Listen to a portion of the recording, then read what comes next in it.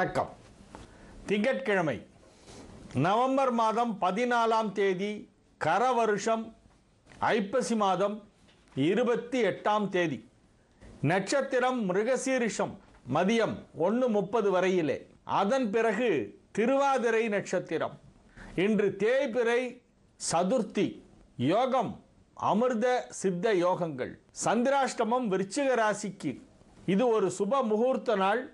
அது மட்டுமல்லாமல் சங்கடஹர சதுர்த்தி, விநாயகப் பெருமானை மாலை நேரத்திலே வழிபட வேண்டிய நாள். சங்கடஹர சதுர்த்தியாகவும் திருமணம் போன்ற அனைத்து சுப விசேஷங்களும் செய்யத்தக்க ஒரு நல்ல முகூர்த்த நாளாகவும் இந்த நாள் அமைந்திருக்கிறது. அதிகாலை முகூர்த்தம்.